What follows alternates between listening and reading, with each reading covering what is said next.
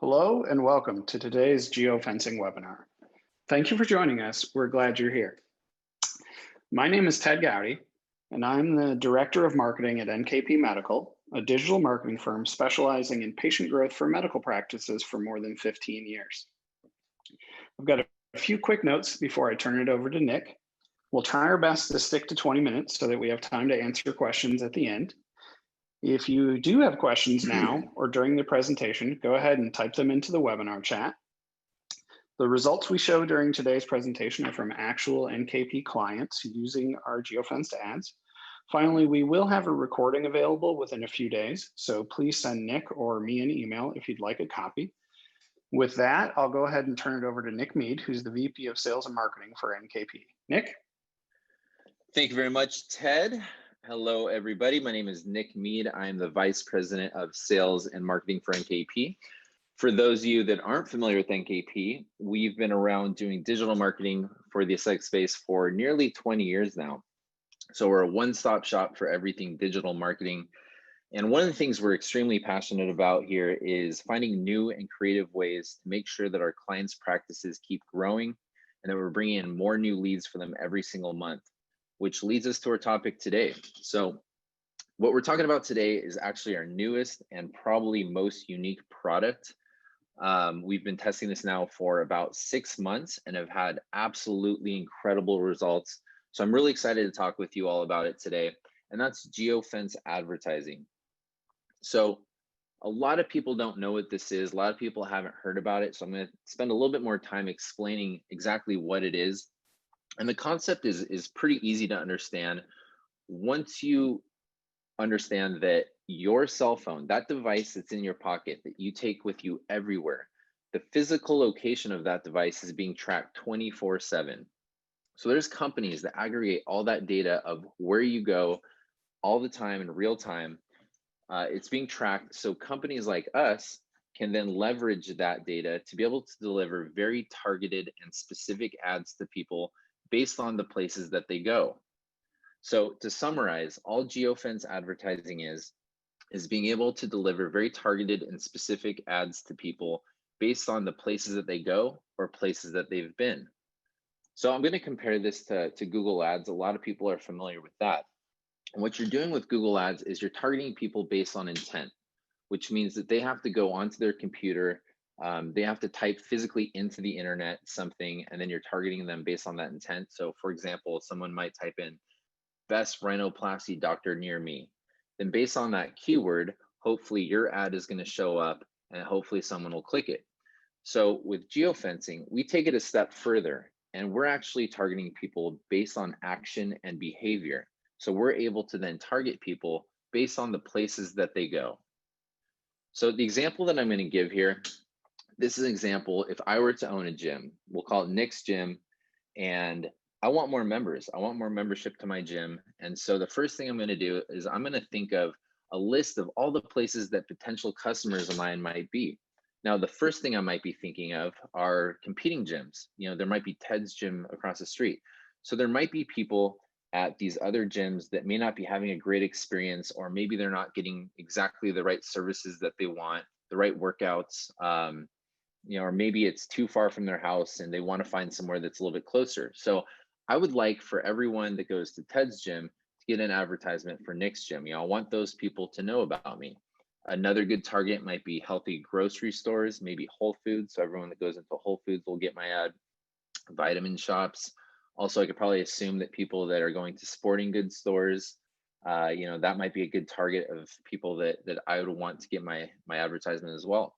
So once I come up with this list of actual physical addresses of places, then I'm going to deliver digital ads to those people, to all the people that go to those places or that have been to those places. Now, you might be wondering, well, what are these ads? How are they displayed? What do they look like? You've all seen them. So what this is they're typically delivered in apps and websites. Pretty much every website out there, with the exception of e-commerce sites, they make their money based on renting out space for ads. You know, so if you're to LA Times, this is a real sample, by the way, of LA Times. You go there, you'll see the ad. You'll see that there's an advertisement for one of our clients on there. So these are places like Vogue, MSN, eBay. There's hundreds and hundreds, of thousands of these, and that's where these digital ads are going to be displayed. So it's very similar to retargeting. The other really cool thing is that just because we track somebody, we track their physical location on their cell phone, it doesn't mean that the ads are only delivered on their cell phone. So what I mean by that is they might come home, they might open up their laptop, get on their computer, their iPad, whatever it may be. So now these ads are going to be delivered to them on whatever connected devices that they have. So why do we think it's so important to use geofencing ads? Well, the first point I want to make is that no one's doing this. Obviously, there's companies and there's industries out there that are leveraging this technology, but specifically in the aesthetic space, not many people are doing it. And I'm sure you've seen it happen and probably didn't even know it was happening. For example, just a couple weeks ago, I was walking by a Lululemon store, and then all of a sudden, I started getting ads for Lululemon. And that's because they're using geo-targeting. They know that I'm close to one of their locations. And so they want to give me an ad right away to, entice me to go in there. So I'm sure you've probably seen this happen and really didn't know exactly what was going on behind the curtain. But in the aesthetic space, so few people even know about this. And so it's really going to give you a leg up if you're doing it and other people aren't. And on the flip side, if your competition is doing it, then you definitely want to do it because you got to have a defense to that. That just means that your competition is then able to deliver their ads to your patients. Now, the next bullet point I have on here, it sounds a little blunt. It's steal market share. I don't mean for it to be blunt, but the reality is that in business with, in aesthetic practices, a lot of people are coming from other practices or may have had experiences with other practices. And so the example that I'll give is that, again, if somebody's not completely thrilled with the service that they're getting somewhere, or maybe the location's too far out of the way, or they want to try something new, I don't see anything wrong with delivering an ad to that person to have you be considered as the practice that they go to. The other thing is that it's extremely cost effective. So when looking at this apples to apples with other types of advertising, such as Google Ads, it typically comes in about 20% cheaper. So it's one of the most cost effective ways that you can advertise to people. The other thing is that the conversion is typically extremely high. Now, the reason for this is because we're targeting people based on their behavior, not their intent. So it is going to be a little bit more effective. Now, let's talk a little bit more about conversion. I talked about it earlier, but conversion with geofencing is very specific and it's different from any other conversion. So with Google Ads, a conversion is that person types in rhinoplasty doctor near me, they see the ad, they click on it, maybe they fill out a contact us form. At that point, that is a conversion. Now it's totally different with geofencing. With geofencing, because we can track the physical location of the people that we're delivering ads to, we track that person all the way into your office. So conversion is someone physically showing up into your office. And so here's a couple examples. These are real clients of ours. These are real campaigns that just happened. The first one on the left, this is a client that we wrapped up a campaign in July. It was one of our first clients to go through the geofencing campaign. They're a med spa in Florida. They're a very high traffic med spa. They typically see about 600 to 700 patients every single month. In the first 30 days, they saw 71 people who we advertised to physically came into their location. So really great results there. Another one on the right, this is a plastic surgeon in Houston, a little bit bigger of a practice. We did a 30-day campaign that just wrapped up last month. They saw 53 people that we advertised to came into their practice. And these are real numbers that we can show you. So let me show you exactly what one of the reports looks like. There's quite a bit of things. There's a lot of different things that we track, a lot of data points that we collect. So I'm just going to focus on what I think a couple of the important ones are. This is a real screenshot of our reporting dashboard from the client that we have that I just showed you in Houston. So you can see at the top left, 53 unique responses. Those are the people who came in from the list of maybe 20 physical locations. That's the list of how many people then saw the ad, physically showed up in their office. 70 total visits, that just means that some of those people might have come in more than once. Now, where I think the most value is on this report is just below that on the bottom left. And I'm actually going to zoom in so you can see it a little bit better, but it's responses by audience. So if we're taking a look at this report, we're not just tracking the total number of people that come into your practice, we're also tracking exactly where they come from. Because when you give us a list of all the physical locations that you want your ads delivered to, we can then track that person from that location all the way back to in your office. So you can now see that, there was some stores on here, some shops. I think there's a nail salon, there was a few restaurants. But in this case, you can see that most of the clients that came into their office actually did come from other practices. So if you're thinking of doing something like this, there's a few things to think about. The first one is, where are your patients? So you want to think about, places that they shop. Is it a boutique store near you? Where do they eat? Maybe they're going to very specific restaurants. Also, where are they going for their services? You just want to think about the different places that your clients are that you can deliver ads to. The other thing is, what's the offer? So you want to be able to come up with something that's very compelling. We don't like to just do campaigns just to do campaigns. We always want to make sure that there's a goal to it. So the first one is going to be discounts and promos. Now we see that this works extremely well when it comes to attracting brand new patients, people who have maybe never done a procedure before, somebody who's thinking about it, but not really quite sure. Also, this works well for people that may not be having a great experience at another practice, and they may want to be, trying something new. So getting a discount in front of them to compel them to come over to you is, going to be very good. The other thing is, we have a lot of practices that tell me, hey, I've got the best med spa in town. We have the best service, the best prices, but just not a lot of people know that we exist. And so we do a lot of campaigns that are just around general awareness to let people know that these are the services that you provide and this is where you're located. Also, we can do campaigns around specific procedures. So, right now we have about 5 different campaigns going where clients just say, we want as many new Botox patients as we can get in the month of December. And so in that case, we can do a campaign just around a specific service or procedure. And then another one that we're seeing quite often now with COVID is virtual consultations. So this is giving people an easier way to engage with practices, very easy way to engage. And it's also something that a lot of people want to promote to let, that their potential prospects know that they can do that, as well as any new products or services that they might have. So why NKP for geofencing ads? Well, in my opinion, I really think we're the best at this. We know your industry. So we've been in the aesthetic space for nearly 20 years now. So when we set up a campaign, we know exactly what's going to engage with your potential prospects. We know what's going to convert them into patients. And so that's what we keep at the forefront of every one of our campaigns. And then we're going to work with you.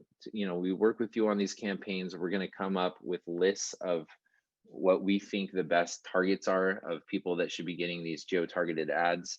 We're going to let you know what's worked very well for us in the past. We then create these ads, we publish them, we manage the entire campaign, and then we're going to report back to you at the end of it to tell you how it did. Now, one of the best parts about this is that there's no term. So there's no long contract that you're stuck in. It's month to month. So you can literally do this for as long as you want. And so if you want to try it for a month, and it works really well for you, great. You can continue to do it as long as you want. If you try it out and you decide it's not something that you want to continue to do, or maybe you're just sick of all the new patients that are coming in, that's fine too. You can literally stop anytime you want. And the last thing is that what we're doing is we're having a promotion between now and the end of the year. I really want people to try this. I really think that you're going to see value in it. And so we're trying to make that barrier to entry very low. And so what we're doing is it's a random number, but it's a 50% discount on the first month of GeoAd service. It's only gonna be $300. You can try it out for a month, see how it works for you. Again, I really think that people should be trying this out and see, what kind of results they get from it. So that wraps up the overview. I hope you all learned a little something today. This is a pretty complex topic. There's a lot of things go into it that don't go into other forms of advertising. So if anybody has any questions, please feel free to ask them, chat in there, and I'll answer as many as I can. Yeah, there's still time to enter them in chat. I've got a handful for you already, Nick, though. Let's start with this one. Do I need to have my website with NKP to use this? You do not, no. So this is a standalone product. You can actually, it doesn't matter who manages your website or any other marketing efforts that you're doing for that matter. This is something that you can do with NKP by itself. And we definitely welcome that. Very good. Here's another. How does this work if I have multiple office locations? That's a good question. Well, without knowing much about the multiple locations, if they provide different services and where they're located, typically what we do here is we have different campaigns because geofencing always works the best when it's very targeted on a geographic location. And so my assumption is that the different locations that you have are going to have different addresses, essentially different lists of places that you're going to be targeting. So you are going to want to have different campaigns for those different locations. Okay, here's another.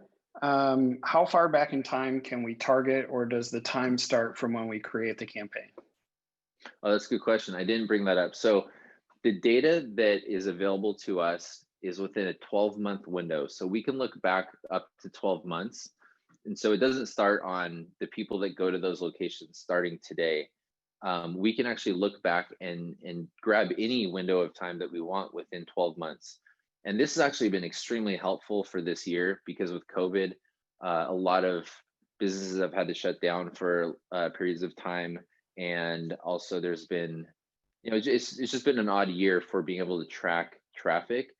So what we can do and what we've done is we can take traffic from, let's say, January or December of last year to March of this year, and we can just use that data to be able to target.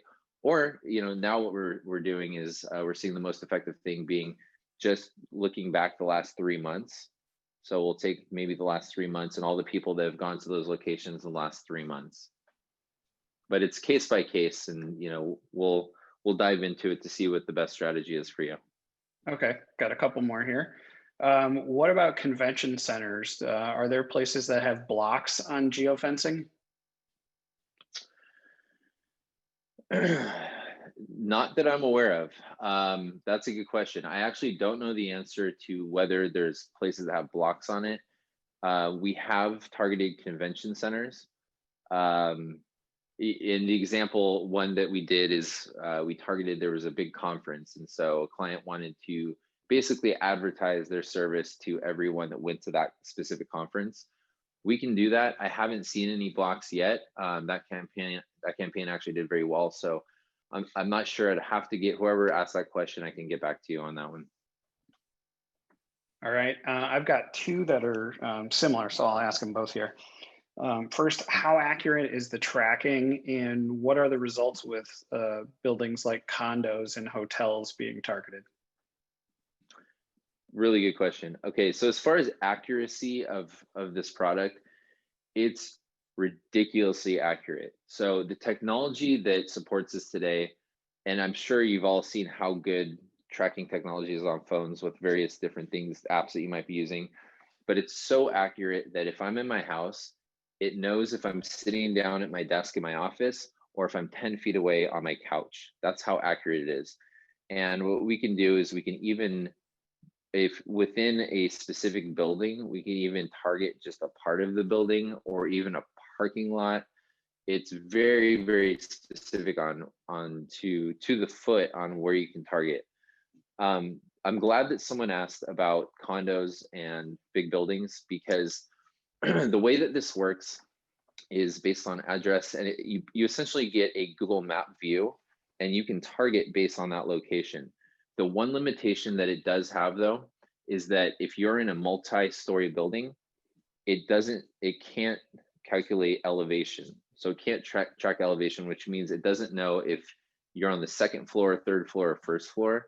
And so when we do campaigns with people that are in buildings that might be 4 or 5 stories tall, there's some assumptions that we have to make that we're not sure if we're tracking the person who's on the second floor or the fourth floor. For 1-story and standalone buildings, there's absolutely no issue with it at all. But for large multi level buildings, there is a slight limitation to that. Great, thank you. On top of direct leads, is geofencing a good way for campaigns to build brand awareness? Absolutely. I think it's one of the best ways to have a campaign around brand awareness. The reason why I think it's such a good idea to use this for brand awareness is because there's not many other ways to advertise that you can get so targeted. You know, you can target based on where people are. You know, so if you want to target the people that go to a specific location, you can make them aware of your practice or your business. When it comes to social media, I think social media is an amazing tool to use, but there's a lot of guesswork that goes into that, right? We're not targeting people based on intention. We might be targeting people based on their interests, where they live, their demographics, their age, their sex, but we can't target them based on what they're already doing and the places that they already go. So I do think that when it comes to brand awareness, I do think social media is good. I might think this is a little bit better. I do think it's one of the best ways to do it. Okay, good. A follow-up on the condo and hotel question. So with the multi-story buildings, you can still track them. You just can't tell what floor they're on. Is that correct? That's correct. And the example that I'll use, because this actually did happen, where we had one of our clients who worked in a building that had other, there was a podiatrist, there was a foot doctor that was right below him. And we could not tell if the person went into the foot doctor's office or if they went into the plastic surgeon's office, but we can track those numbers. And then there's a way that we make assumptions based on where they're going. But yeah, that's an unfortunate limitation that we are working on. But it is very difficult to be able to tell which floor somebody's on. All right, thanks for those answers, Nick. Yep. That's it for questions, and we're going to wrap up here shortly. If you do have additional questions, feel free to email us, or if you'd like to take advantage of the special offer on the first month, send Nick or myself an email. Thanks again for joining us for today's webinar, and we will see you next time. That's a wrap for today.